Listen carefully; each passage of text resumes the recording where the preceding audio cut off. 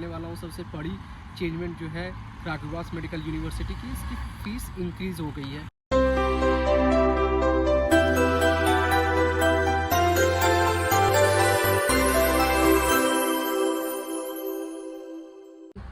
Hello guys, welcome to Jeet blog. So guys, आज इस video में मैं बात करने आया हूँ एमबीबीएस इन सर्बिया के बारे में।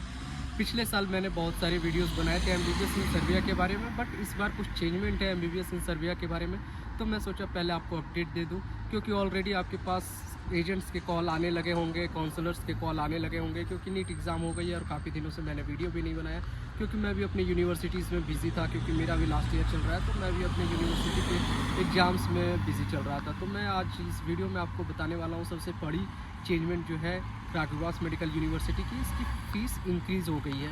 फ़ीस इसकी पिछले साल 5000 यूरो थी, इस साल 6000 यूरो कर दिया गया है। तो ये सबसे बड़ी चेंजमेंट है।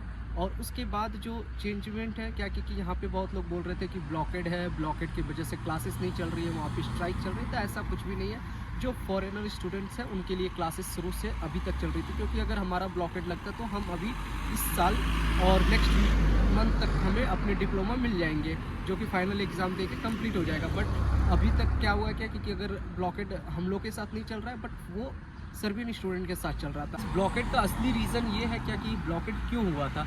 ब्लॉकेड इस वजह से हुआ था क्योंकि यहाँ पे एक शहर है नौबी साद, आप नौबी साद मेडिकल कॉलेज के बारे में सुने होंगे, उसका भी वीडियो मैंने पिछले साल बनाया। तो वहाँ की जो रेलवे स्टेशन था वहाँ पे उसकी ब्रिज क्या हुई, कोलैप्स कर गई, तो जिसकी वजह से 7 लोगों की जान चली गई। तो इसकी वजह से ये बात हो गई थी कि ब्लॉकेड, क्योंकि सारे गवर्नमेंट को चेंज करना है कि अगर ये पुरानी जगह को रेनोवेट करना है, इसके वजह से ये लोग बच्चों में आक्रोश आ गया और इन्होंने अपना धरना प्रदर्शन किया, जिसमें कि सिर्फ बच्चे ही नहीं कर रहे थे, उनके पेरेंट्स भी कर रहे थे। और ये जो धरना प्रदर्शन होता है इंडिया से टोटली डिफरेंट होता है यहाँ का पॉलिटिक्स।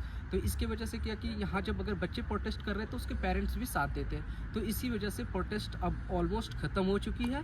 मतलब मैं झूठ नहीं बोलना चाहता हूँ, 10% अभी भी प्रोटेस्ट है, बट लेकिन वो भी क्या है कि अब ख़त्म होने वाली है, क्योंकि अब वो पेरेंट्स और गवर्नमेंट में चल रही। जो स्टूडेंट्स बीच में थे वो स्टूडेंट्स ने ख़त्म कर दिया, क्योंकि सर्बियन स्टूडेंट्स की भी क्लासेस लगना चालू हो गए। वो लेक्चर्स ऑनलाइन लेते हैं, बट क्लासेस जो क्लिनिकल प्रैक्टिस क्लासेस होती है वो आके क्लिनिकल सेंटर में ही क्लासेस लेते हैं। तो ये चीज़ है। और फिर मैं बाकी नेक्स्ट वीडियो में आपको बताऊंगा निस मेडिकल यूनिवर्सिटीज़ की क्या चेंजमेंट आई है। फिर उसके बाद मैं नौबी साद को कवर करूंगा, फिर उसके बाद आपको जिनको भी नर्सिंग करना है नर्सिंग का भी अपडेट दूंगा। तो इसी तरह सारी वीडियोस अलग अलग करके मैं बनाऊंगा। मैं एक चीज़ आपको बताना चाहता हूँ कि आप डायरेक्ट एडमिशन मेरे द्वारा ले सकते हो। अगर आपको प्रॉब्लम आ रही है कहीं भी तो आप डायरेक्टली कांटेक्ट कर सकते हो दिए गए कॉन्टैक्ट नंबर पे।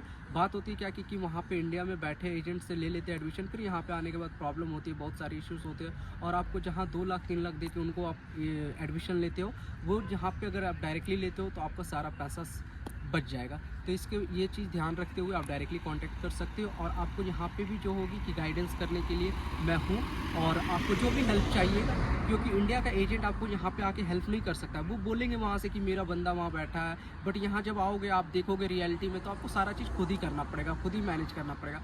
तो सो गाइस, इस सब चीज़ का ध्यान रखते हुए, क्योंकि बहुत बच्चे फंस जाते, पिछले साल भी फंसे थे, जो बहुत सारे बच्चे हुए थे आ गए थे, उनका रजिस्ट्रेशन अभी तक नहीं हो पाया था, तो वो बच्चे सब कह रहे थे कि प्लीज़ हेल्प मी। तो मैं ये कहना चाहता हूँ कि देखो, अगर आप किसी एजेंट के चक्कर में चले गए फिर उनसे पैसा ले लिए तो फिर हेल्प करना मुश्किल हो जाता है। मुश्किल नहीं है, बट इंटरेस्ट नहीं दिखाना पड़ता है, क्योंकि फिर मैं सोचता हूँ कि उसके फिर चक्कर में पड़ोगे, फिर वो एजेंट कॉल करेंगे कि तुम मेरे स्टूडेंट को क्यों क्या कह रहे हो। तो ये सब चक्कर में नहीं पड़ते, क्योंकि मेरे पास भी इतना टाइम नहीं होता।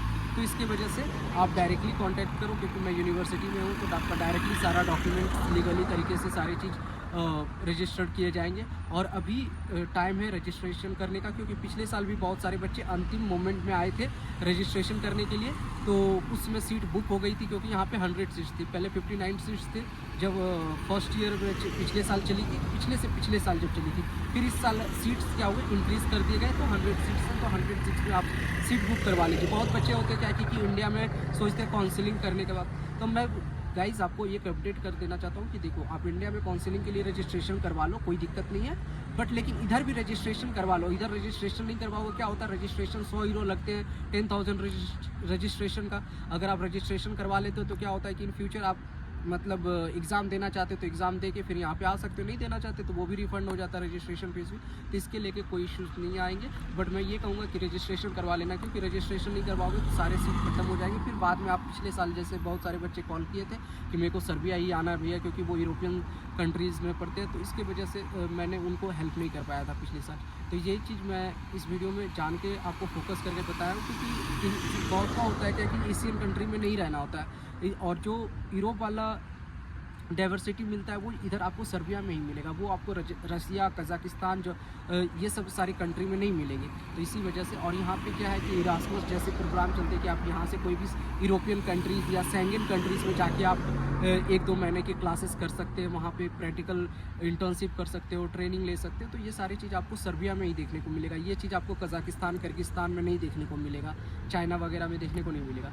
तो सो गाइज़, अगर वीडियो इंटरेस्टिंग लगा तो please do like, subscribe, share and comment. मिलते हैं नेक्स्ट वीडियो में, तब तक के लिए बाय।